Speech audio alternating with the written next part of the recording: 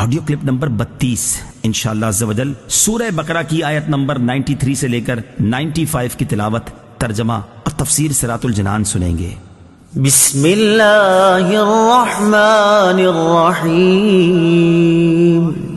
ترجمہ، اللہ کے نام سے شروع جو نہایت مہربان رحمت والا ہے۔ وَإِذْ أَخَذْنَا مِيثَاقَكُمْ وَرَفَعْنَا فَوْقَكُمُ الطُّورَ خُذُوا مَا آتَيْنَاكُمْ بِقُوَّةٍ وَاسْمَعُوا قَالُوا سَمِعْنَا وَعَصَيْنَا وَأُشْرِبُوا فِي قُلُوبِهِمُ الْعِجْلَ بِكُفْرِهِمْ قُلْ بِئْسَ مَا يَأْمُرُكُمْ بِهِ إِيمَانُكُمْ إِن كُنتُم مُؤْمِنِينَ۔ ترجمہ، اور یاد کرو جب ہم نے تم سے عہد لیا اور کوہ طور کو تمہارے سروں پر بلند کر دیا اور فرمایا مضبوطی سے تھام لو اس کو جو ہم نے تمہیں عطا کی ہے، اور سنو، انہوں نے کہا ہم نے سنا اور نہ مانا، اور ان کے کفر کی وجہ سے ان کے دلوں میں تو بچھڑا رچا ہوا تھا۔ اے محبوب تم فرما دو اگر تم ایمان والے ہو تو تمہارا ایمان تمہیں کتنا برا حکم دیتا ہے۔ وَإِذْ أَخَذْنَا مِيثَاقَكُمْ، اور جب ہم نے تم سے عہد لیا، تفسیر صراط الجنان میں ہے، یعنی اے یہودیوں وہ وقت یاد کرو جب اللہ تعالیٰ نے بنی اسرائیل سے تورات پر عمل کرنے کا عہد لیا، لیکن انہوں نے حسب عادت نافرمانی کی تو اللہ تعالیٰ نے ان پر کوہ طور کو ہوا میں بلند کر دیا اور ان سے فرمایا کہ چلو اب مضبوطی سے اس تورات کو تھام لو جو ہم نے تمہیں عطا کی ہے اور ہمارے احکام دھیان سے سنو۔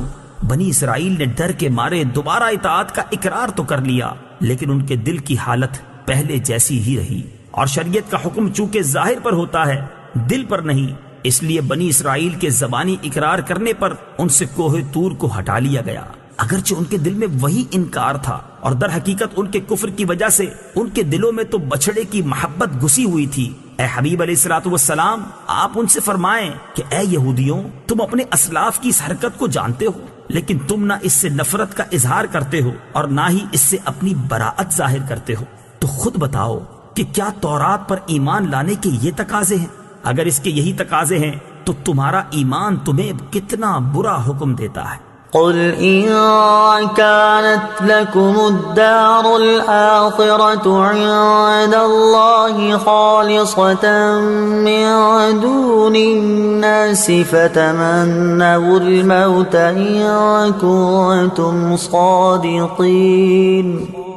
ترجمہ، اے محبوب تم فرما دو اگر دوسرے لوگوں کو چھوڑ کر آخرت کا گھر اللہ کے نزدیک خالص تمہارے ہی لیے ہے تو اگر تم سچے ہو تو موت کی تمنا تو کرو، خالصتاً، خالص تمہارے لیے۔ تفسیر صراط الجنان میں ہے، یہودیوں کا ایک باطل دعویٰ یہ تھا کہ جنت میں صرف وہی جائیں گے، جیسا کہ سورہ بقرہ کی آیت نمبر 111 میں یہ دعویٰ مذکور ہے۔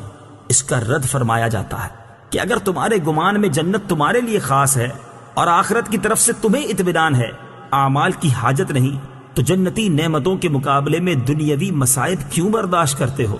موت کی تمنا کرو تاکہ عیش و آرام والی جنت میں پہنچ جاؤ، اور اگر تم نے موت کی تمنا نہ کی تو یہ تمہارے جھوٹا ہونے کی دلیل ہے۔